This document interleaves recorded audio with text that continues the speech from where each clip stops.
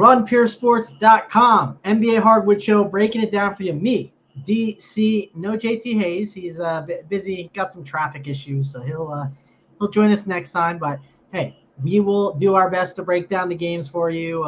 Games start at 8 p.m., so you got some time. It's going to be a rush all at the same time with NBA at 8, NFL 8:15. So we got a little bit of leeway, so we can hang out. We don't have to be rushing and everything like that. Don't worry, the cores will be up on the site, people. You don't have to spam the chat asking where the cores are. They'll be coming. Don't you worry. DC, I'll go over to you. How are you doing, and are you excited for tonight's games? Yeah, doing well here on Thursday afternoon. Like you said, a little bit of a later start for NBA.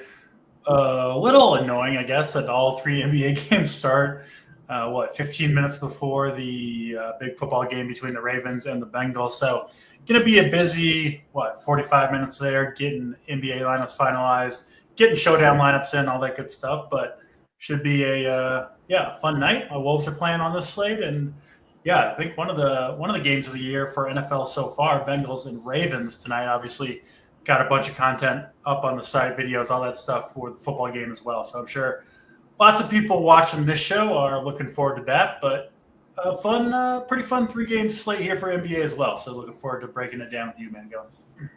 Yeah, it'll be a fun 3-game slate. A lot of obviously stuff to discuss. We have injury news that we will discuss, and some interesting teams on the slate as well that we'll dive into. We'll break down and talk about, and maybe at the end, if the chat wants it, maybe we'll talk some NFL. But let's dive in and start talking about it. Let's go through injuries first. So first of all games start at 8 p.m., which I wish wasn't the case. It's like once all the games are over, they're going to be over tonight. It's going to be a quick one. Zach LaVine, though, he is doubtful. I'm assuming he does not play. If he happens to play, that will be a big shakeup to the slate, obviously. If he doesn't play, we're going to obviously like the options that we have. We'll get into it. We talk game by game more so. And then a couple pieces. Giannis Antetokounmpo, he is questionable. That's definitely one piece to watch, because we know if he does sit, the entire slate will instantly change. So that is definitely a thing to watch for. Again, we will have most of the news an hour and a half before. Worst case, probably 30 minutes before.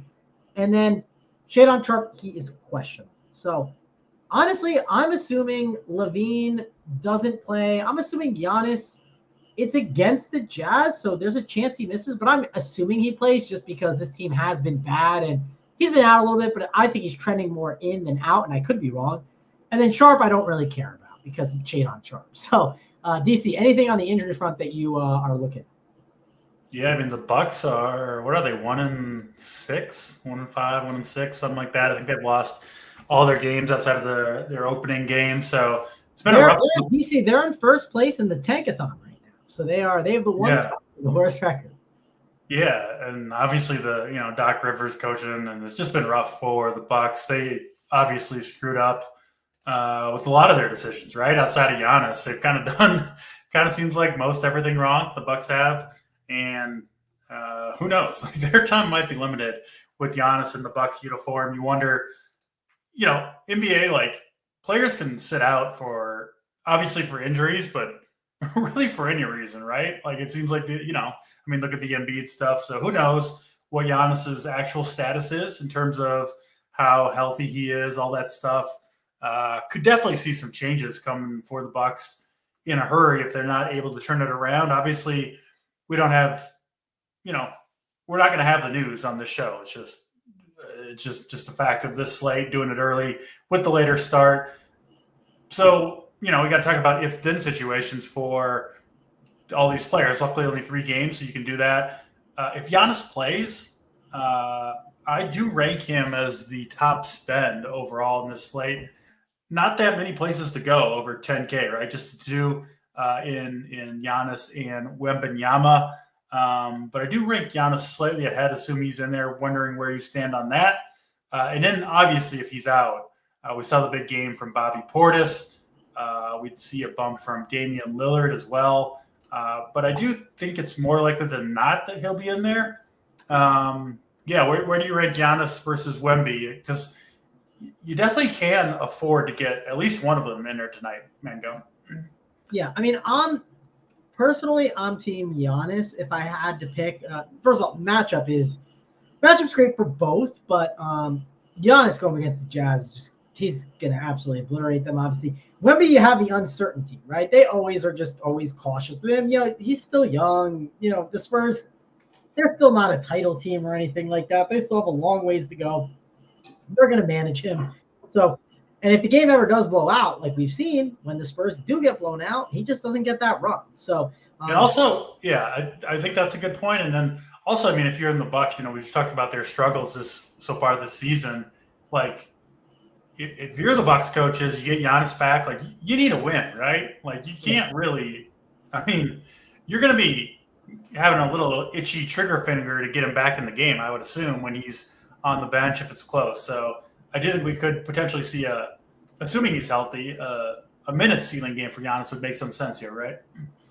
Yeah, 1,000%. And honestly, like, dude, they just got to start winning games. Like, I just pulled up their schedule real quick, and I know it's early in the season, right? It's a long 82-game season. But, like, let's just say you lose to the Jazz tonight. Let's say you lose, okay? They're dogs against the Knicks. They're dogs against the Celtics. And they lose those. Then they're 1-9. And, like, 1-9 is definitely a hole. Like, that's not easy. Of course, it will lighten up, right? Then they get Toronto, Detroit, Charlotte, Houston. But they've already lost to Chicago, Brooklyn, So, yes, they've had some harder games, over the course of it. But I'm just saying you got to get a win. You got to get some wins moving because this team needs to start moving in the right direction. So I do expect some urgency from that team. We can kick it off with that game first. I do agree. Giannis over Wemby for me. So I'm in agreement on that. If he does not play, it's pretty simple to me. It's Brook Lopez, obviously, you'd have to like him. He would be one of the best options. Bobby Portis, he'd be another great one to go to. Those two guys in the front court, they always dominate, it feels like, when Giannis is out. I even typically like him, Brook Lopez, even a little bit over Lillard in these situations, as crazy as that sounds. Like, it does work out pretty good for him as a value. Now, slates are all different. Damian Lillard is 9.5K, but we might just need those spends. If we have enough value, you might not need the mid-tier build. So maybe on this slate, you consider it that way. But for me, we talked about this on the, I think, Up the Lock show or one of the shows, DC. It was Bobby Portis was our number one. Dame, we were like, okay, we'd rather be more under on. He's not a guarantee. And he wasn't a guarantee. We talked about that a lot. I think of it as those are the key three that I would look at. Andre Jackson's the really interesting one because he is now sliding into the starting lineup today.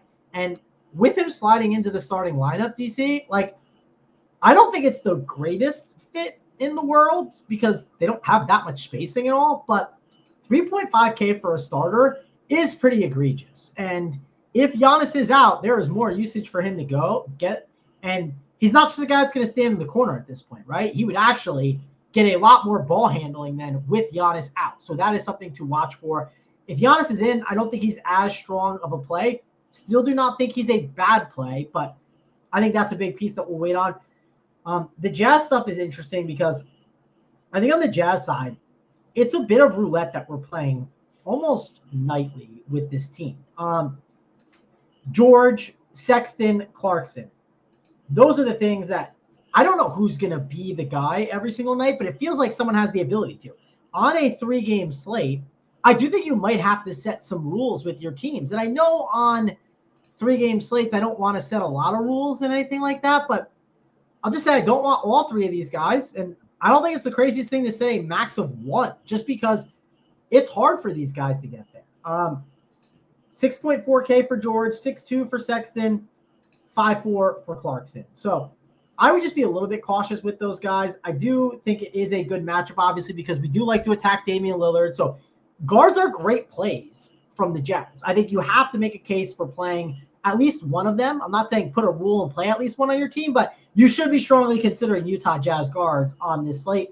Lauri Markkanen is expected to play. He is someone that we've seen him, not the entire season, only play 4 games so far.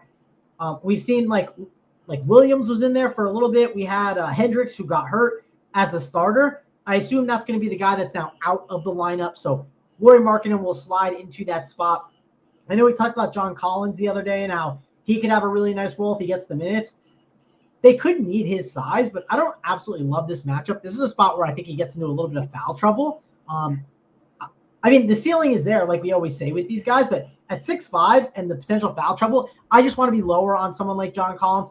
I do think they will need to use Walker Kessler a bunch, and they've clearly committed to him. If you look at the minutes, every game he has 26 or more minutes besides one game. It was against the Golden State Warriors, which was a 20-minute game. Kind of makes sense. They lost by 40 in that game. They either lost or won by 40. It's just like that was clearly a game where he wasn't going to get him. Walker Kessler seems pretty safe for those minutes. I don't think he's a bad tournament play. They are going to need his size regardless. Now, we'll see if he gets in foul trouble, but I don't think he's bad. So, DC, why don't you break it down, though? Because there's obviously a lot to discuss in this game. Definitely talk about the Utah Jazz guards and how you're handling these Bucks. Yeah, just quickly on Milwaukee. We've kind of talked about them already. Going to make that change to the starting lineup with Jackson starting, Gary Trent to the bench. Obviously, a lot depends on Giannis. I do think we'll probably see a lot of ownership flock to Andre Jackson, right? Given the 3-game slate, if you look at some of the other values on the slate, they're mostly guys that, the cheap values rather, that people aren't really going to want to play. They're coming off the bench. It looks like Jackson's going to be, at least on this slate, the only like really cheap starter, right? I think the second cheapest starter on the slate is going to be Mike Conley, who doesn't inspire, I don't think, all that much confidence from the fantasy community. So I do think at 3,500 Jackson, you're going to see a lot of people end up going there. I get it. But, I mean, he is by no means a lock to put up what? I mean, even I wouldn't be shocked at all if he single digits or, low teens, right? For Andre Jackson, even in the starting lineup, I think is very, very possible. So, again, not that he's a bad play. I do think he could end up coming in a little bit over-owned as the only cheap starter on the slate. So Saber has him at 35% DC, which, I mean, that seems like accurate. And it seems like, if anything, it's low, right? Like I could see it coming in at 40, 45, maybe 50%. I think he's a fine play at 35%. I don't think he's a horrible play at 45 or 50. But I guess my point is I would be surprised if it's only 35% on a 3-game slate for really the only super cheap starter on the slate with just the 3 games. Just be aware of that. I'm playing my normal 3 lineups. I'll probably have him on one of them. Not taking a big stand on Andre Jackson. I have my night decided by him will probably be the route that I end up taking. Utah side, I think, is more interesting. I'm with you on their backcourt, right? They were missing Clarkson and Markkanen for sure last game, maybe the last couple. Like George, Sexton, and Clarkson, all kind of cannibalizing each other a little bit. Similar roles, kind of competing for that lead playmaking, scoring ability. They get Markkanen back as well. He's missed a couple games. So a few more mouths to feed for Utah. I like your rule with Utah of, do you think you can play 2 of these guys, George, Sexton, and Clarkson? I think I would prefer to play 1. I think you could play 2, but I would prefer to play 1. Like I'm not saying it can't not happen, because if you look at Jordan Clarkson's price tag, he's 5.4K. Like it's certainly in the realm of possibilities. But like I just wouldn't be surprised if at the end of the night you look at the winning team and you're like, oh, it has only 1 Jazz. I'm not surprised, I kind of think like playing one of them, George, Sexton, and Clarkson. I actually think George is my favorite of the 3. Is a good move, right? Like I think one of the 3 is the way to play it, because I mean, look at this Milwaukee backcourt. Damian Lillard, has long been one of the worst individual defenders. Statistically, watching the games, whatever you want to say, he gets cooked by opposing point guards. And Milwaukee doesn't really have like someone alongside Lillard to be a stopper, especially without Middleton, right? I mean, it's Trent and Connaughton and now Andre Jackson and Lillard, and it's brutal defensively in the backcourt, especially when you compare going up against Giannis and Brook Lopez and Bobby Portis in the front court. So opposing guards against Milwaukee is a thing, and is going to continue to be a thing. So I rank them. Curious how you rank them. The Utah guards, I rank them in terms of my interest, George 1, Clarkson 2, Sexton 3. Curious where you ended up there.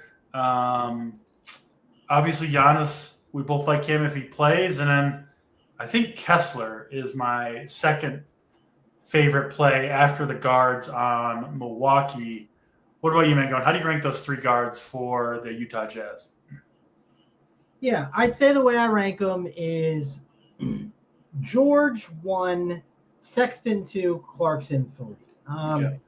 Mainly because I think the eligibility for Sexton being point guard and shooting guard would make him either, not ranked third. Obviously, I think that matters a little bit. And Clarkson's only shooting guard eligible, which I think that plays a little bit of a factor. And honestly, Clarkson coming back from an injury, who knows with the Jazz, right? They could just be weird with it. It's just that's the Jazz. They play guys most random minutes, and it's never surprising. So I think range of outcomes-wise, Clarkson is last for myself.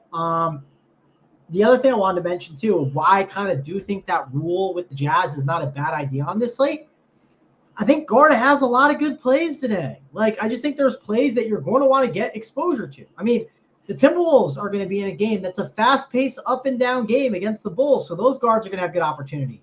Zach LaVine, likely going to miss. That's going to open up opportunities for guards on the Bulls. So we got Steven Castle. I know he has been a little bit of a value that's popped up as a guard option that you could get exposure to. So, at the end of the day, I just think guard is a good position where I don't know if I want to play 2 Jazz. And I know it's not one of those things you're going to see on a lot of teams. And sure, 2 could get there, but more I think about it, I just don't see it happening. So don't think that's a bad rule to set at all. If you like to set rules, some people don't, and you can do what you want with it. Some people hand build. If you're hand building, I would not hand build that in.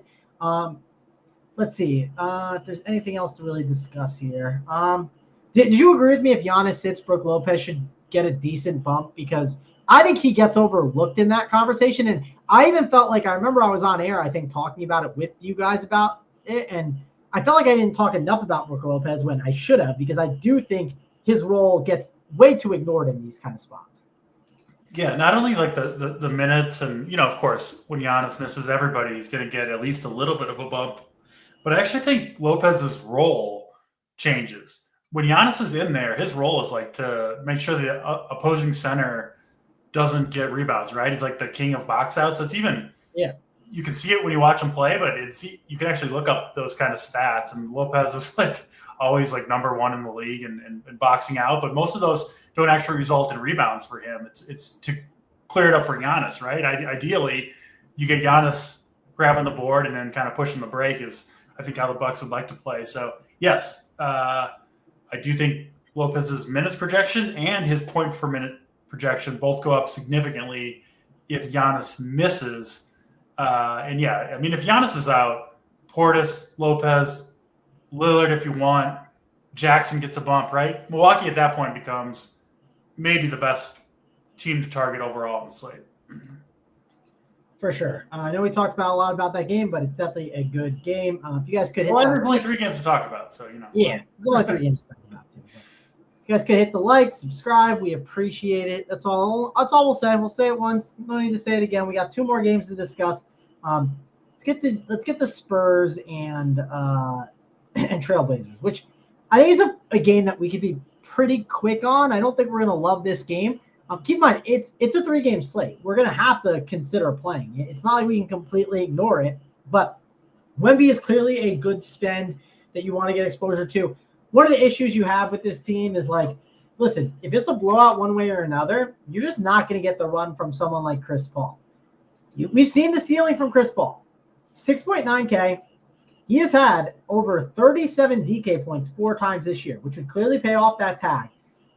I mean, I think a game against the Trailblazers, it could go anyway, right? I could see the Trailblazers blowing out the Spurs. I can see the Spurs blowing them out. If you get a close game, though, which you could argue, close game means Wemby plays all his minutes and Chris Paul. There's some correlation there where you might want to play these guys together. I mean, if you're building teams and you see Wemby is on Chris Paul teams, that's not a bad thing. So I think their minutes definitely correlate well for their ceilings. So I think that's a good point to bring up. They are missing SoCam. They're missing Vassell. That brings up the opportunities for Keldon Johnson, Champagne, Harrison Barnes. if I had to rank those guys, it's probably Champagne first, Johnson, then Barnes, Castle at 4.4K. He is definitely one of those guys that you should be considering, especially if he is in the starting lineup. He's guard and forward eligible at 4.4K. I think he's definitely someone that I would look at. Portland, on the other hand, I'm not excited about that. DeAndre Ayton, I think he's overpriced at 7.2 for this game. I should say he's overpriced, but I don't think he's a good play based on like ownership and everything you take into account. Not someone that I'm looking to get exposure to.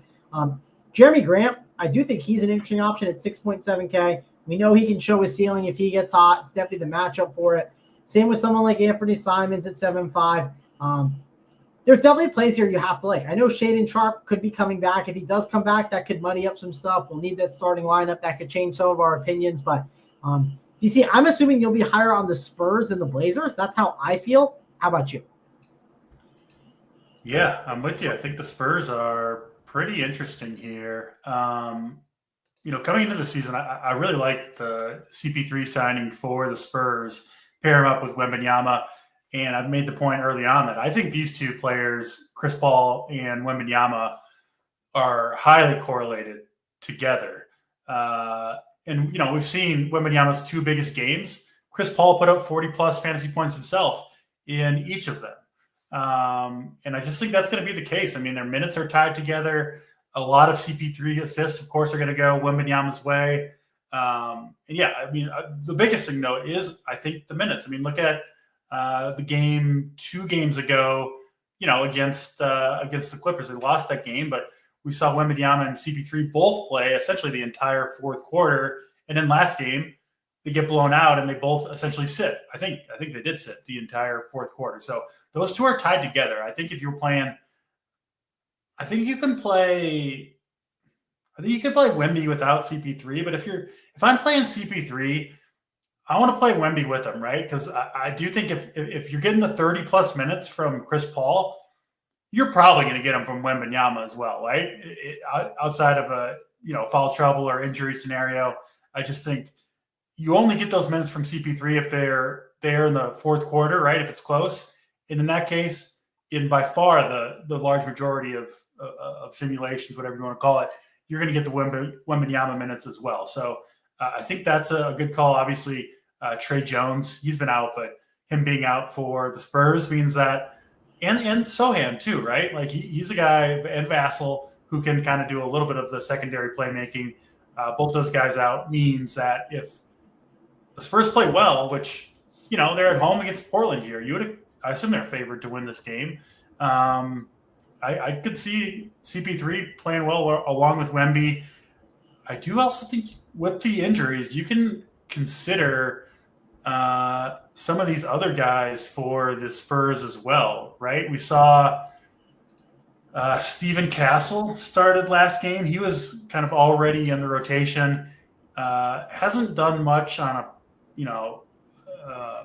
production standpoint yet, but he did play 25 minutes in that blowout game and missed the entire fourth quarter along with the rest of the Spurs starters. I think he could be in line for big minutes if he's playing well in a close game. And then Champagne, right? He could score a little bit. He played 38 minutes 2 games ago, and then another one who missed his last rotation, but still played 28 minutes last time out. He's 5K. Like, Spurs are, they could still go deep in the bench, and it's still hard to trust them. But given some of the injuries they're having, I do think there are scenarios where these starters play big minutes together. So I do like the Spurs. I like pairing them up, obviously, specifically CP3 and Wemby.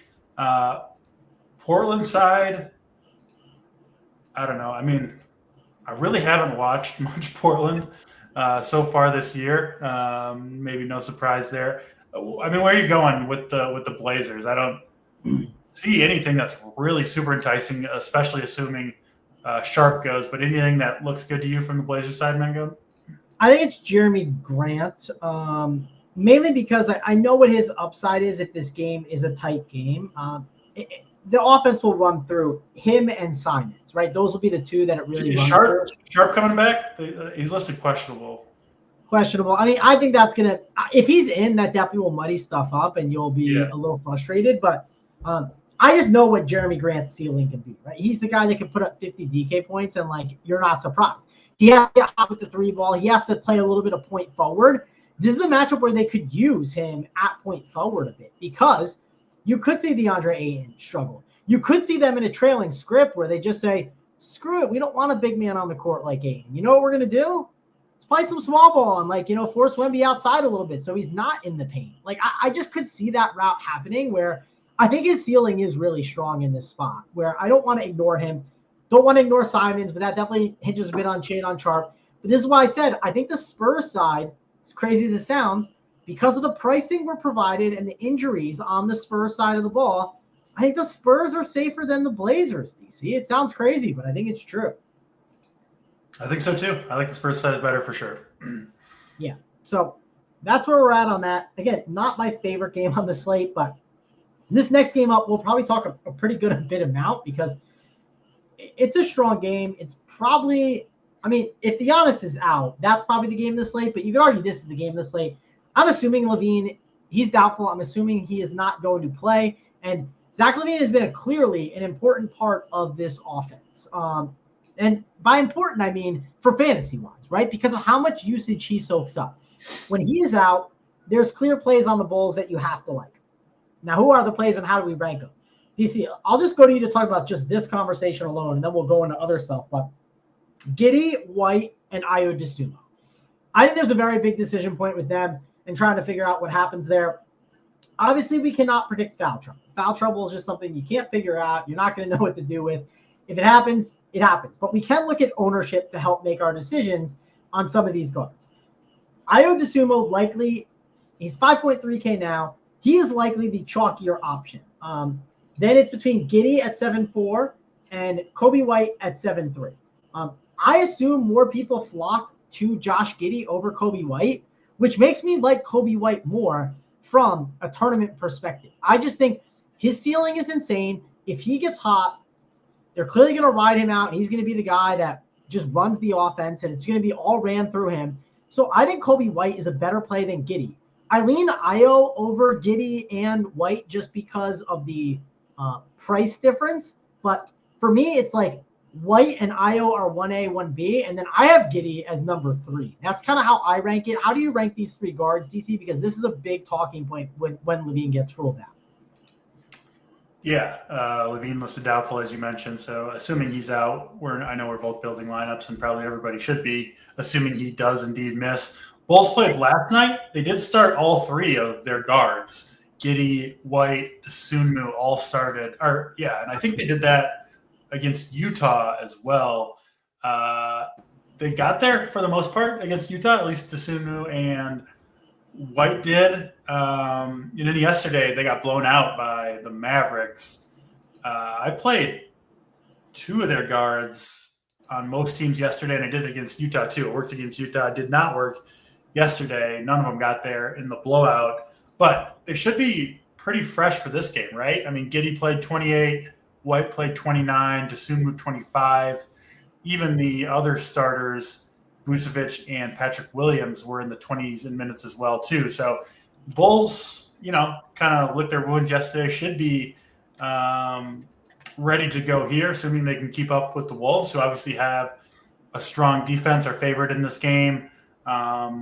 But yeah, I'm with you, Mangone. I think White is the highest upside of the 3. I rank them. Did you say White, Dosunmu, Giddey? I think is what you said in terms of your interest. That's how I rank them too. I think it's close between White and Dosunmu with the 2K price difference on DraftKings. But Giddey, 3rd place for me.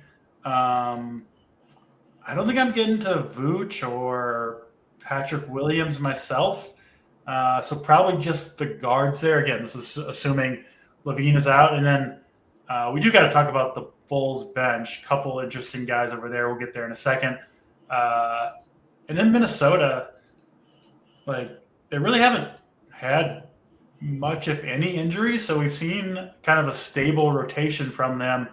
Nice thing about the Wolves, Mangone, it's 8 guys. They don't really go to anybody else outside of the blowout, right? It's Conley, Edwards, Alexander Walker, DiVincenzo, McDaniels, and then the 3 bigs, Randall, Reed, Gobert.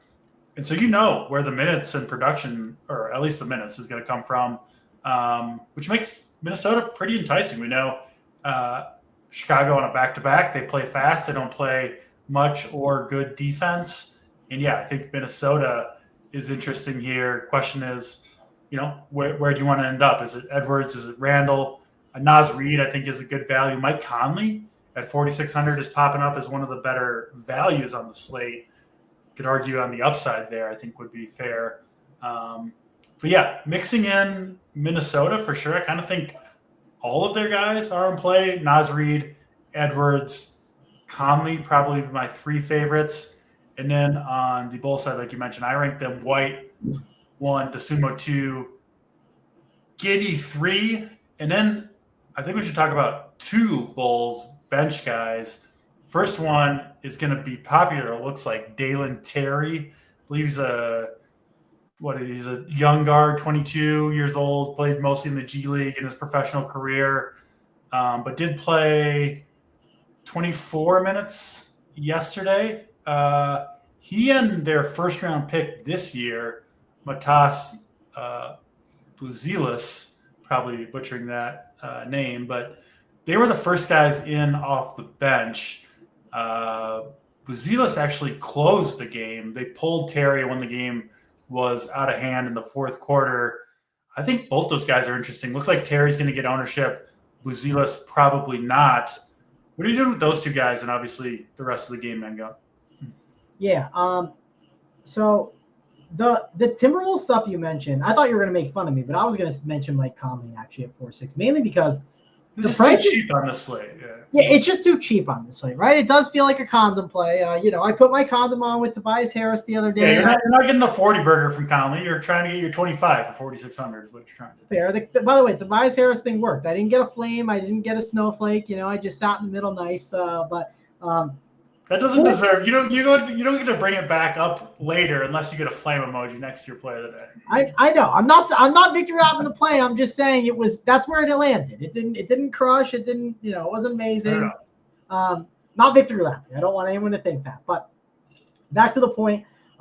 Mike Conley. I think it's a really actually solid option. The other thing to talk about in this game that we still have not discussed, the pace of this game. Now, I don't know if old man Mike Conley can keep up with the pace, but if he can, there's a lot more fantasy points to go around with the way the Bulls are playing, and they play a bit smaller, which does make it a great game for someone like Ian Edwards, who should be able to do whatever he wants at 9.3K. He's definitely someone we haven't talked about yet as a pretty good spend-up option that I definitely want to be considering here.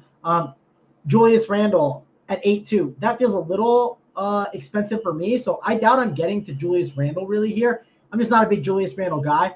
I do not mind actually the Rudy Gobert price at 7K. The problem is that I just probably like Vucevic more. I know he's 1,500 more, so that's a big difference. And I mean, they're running the offense really through Vooch a lot more. I mean, he struggled last game because he only played 25 minutes, but it was a blowout. And honestly, I'm not expecting the blowout here. I'm expecting this Bulls team to hang in this game a little bit. I think they'll be able to get the job done. They obviously rested him because they knew it was a back-to-back, and why waste your minutes when you got these guys, getting absolutely blown out the game before. So feels like a good spot for Vooch if you can spend for him. And I do think he will get overlooked at 8.5 because I think a lot of people, they want to play Giannis and Wemby and these studs. And I do think he'll get a little overlooked because we were just spending like 7.2K for him. The ownership on him, let's just double check to make sure. But I don't think people are going to play him at all. He is, what is his ownership? Yeah, he's 13%, which that just seems egregious on this slate to be that low for someone with the usage that he's going to see. So I do think he's a good play that I want to get exposure to. You got Naz Reid at 5.6. I didn't really talk about him much, but if you don't like the other front court guys, you could definitely make a case for it because he's one of those guys in that 5K range that has a ceiling, right? Like he can get you 40 to 50 DK points. So he'll definitely be in the pool, and someone else that I am considering here in this spot. And yeah, I don't think there's too much else to talk about here. I know you mentioned Buzelis or whatever his name is. If you're playing for the blowout, I do think he's worth mentioning. He's going to be really good eventually. I mean, the time hasn't come yet, but if you're playing for the blowout, like if you're playing Showdown, you're playing some of those crazy kind of scripts, he definitely makes sense. But if you're just fading this game otherwise entirely, throw him on their team, right? Yeah. If you have like no exposure to the values and you're like, well, I hope the game kind of sucks and you just kind of fall in it, sure. If you want to get super contrarian, those weird type of plays can work. It's not like he's expensive. He's 3K flat at forward. And honestly, if you are playing a play like him, you're not spending up at the forward position likely for Giannis and Wemby, so you're kind of hoping those guys probably fail too, I'm assuming. Obviously, that doesn't mean that, but you get what I'm kind of saying there, DC, right? Yeah, I think he's a pretty good play, especially if you're fading this game in general. And I did want to mention Dalen Terry as well, who's going to be the more popular of the two. Terry is 3,200, Buzelis 3K. I'll say first, I do think if the ownership holds what it is right now, at least according to Saber, they've got Terry as, at least right now, the most popular play on the slate at 40% ownership. That makes me nervous, right? Even at 3,200, given that we don't know how many minutes he's going to get or how productive he'll be. And then they've got Buzelis. Again, these things could change. Yeah, worse value, but much less owned, around 10 to 15% owned. So I did want to mention that. I'll also say this. Obviously you mentioned the potential large ownership on Dalen Terry. It looks like it could potentially be somewhat justified. Looking at some of the numbers from yesterday, they let Terry do quite a bit. He was second on the team in both drives. He had 9 drives to the basket in limited minutes. He was also, I believe, second in potential assists. He only got 1 actual assist. He got 9 potential assists in that game. Usually players convert about 50% of their potential assists to actual assists. So some evidence that they're going to let him do stuff. Now, I didn't watch that game. I assume a lot of that, quote unquote production came in garbage time. But, I do think Terry and Buzelis both potentially could get there, even together potentially. So 3-game slate, right? Like you got to think about how you're building, and you got to think about a little bit of narratives of each game. On an 8 or 10-game slate, MANGONE, it's not really a concern. You're not really building like that. On a 3-game slate, though, I do think on a lot of teams you got to kind of consider maybe it's these 2 games that are close, and maybe Minnesota throttles Chicago, and only the Chicago super value bench guys get there, something like that. So you could certainly tell yourself a story, and I probably will build a blowout script in this game on at least one of my 3 teams. Yeah, I don't think that's crazy. Another thing I want to talk about is because we talked a little bit about Dalen Terry. I don't think Dalen Terry is like good chalk. Like, you know what I mean? Like, I understand why people are doing it, but I'm just a little cautious. He's just dirt cheap, so I get it. But the THT stuff. So last game, he came in at the 3-minute mark in the first quarter. Then he only played a minute 40 in the second quarter, which was odd. And then he played the entire, so he came in at the 2:15-minute mark in the third, played till the fourth. He played 2 minutes into the fourth, and he came back in at the 7:58 mark. Yeah, the blowout when the scrubs were in. So and if you look at the game logs, you're like, oh, he played 18 minutes. What if that turns into 22 or 25? I don't see that turning into that. Yeah. I actually don't think he's that great of a play. Now it's the Bulls, anything can happen, but I don't see them actually leaning on him. I see them leaning on Buzelis more because of what he showed, right? As a nice young rookie. Why wouldn't you bring him in instead? I'm not buying the Talon Horton Tucker stuff, so he would be someone I would stay away from. I think the 2 bench Bulls guys to play are Terry and Buzelis. I'm off of Tucker. I'm with you. Yeah, I'm with you on that. This is a question from Taco, Mr. Taco. Champagne, Paul, or Reed and George? That is... Who's George? Oh, Keontae George, Naz Reid, Champagne, or Chris Paul. I would probably lean side 2, but I'll tell you this, DC. And you definitely build more by hand and stuff like that. If you were playing a game stack in that Portland game, I would lean the Champagne and Paul side and play Wemby, play Jeremy Grant, go all in and hoping that game is 120 to 130. And hoping to get that really good shootout type of game. What's your thoughts on that, 2v2? Yeah, that's what I was going to bring up. I'll lean the Paul Champagne side. I do like the Spurs tonight, but I do think all 4 of those guys are individually pretty good plays in the slate. All right. Let's see. Let's see another thing. It will be nice to see some Rob Williams. Yeah, Rob Williams, I know he's he's not someone I'm looking to play just because, listen, Portland is not, they don't really have plans with him. You know what I mean? Like they're hoping to get him out. At some point, I bet he'll get some like real serious run where it's like they're pushing to trade him, but I don't. Probably gonna be like 10 minutes tonight. I wouldn't go there. Yeah, I think it's the wrong slate to do it tonight. But that's gonna wrap it up for the games. We hit most of them. DC, I guess we could go into plays of the day. And I guess give those out and then move on. So who do you got? You go first, DC. Who's your play of the night? Play of the day. Let's go with Big Naz Reid coming off the bench against Chicago. All right, Naz Reid. It is. So I'm debating a center here. I'm trying to think if I want to go expensive or cheap. You know who I'm going to go with? I just think he's kind of safe. I like the price too. You don't have to spend too much. I don't want to give out some guy that breaks the bank. I want you to be able to play some good plays as well. I'm going to go with Walker Kessler at 6.1K. I think regardless, they're going to use his size. He's going to play. He's a guy too. I think they want him to play really well for the first 40, 50 games so they can ship him out of town. It's someone that they're clearly just going to commit to, I feel like right now. Some of the guys they have, they're definitely not committing to. This is one of the guys they're committing to playing 24 to 33, 32 minutes a night. They're going to need his size. So give me Walker Kessler 6.1K as my play of the day. DC, I don't got too much else. Do you want to give some football takes? Then we'll get on out of here. Who do you think wins the game tonight between Bengals and Ravens? I got Ravens. We'll go 34-24 Ravens. Hoping for a shootout. We need a shootout in the NFL tonight. So I'll be cheering for that. But give me the Ravens. Their offense right now, man, looks even got freaking Mark Andrews back in the fold. So they look fantastic.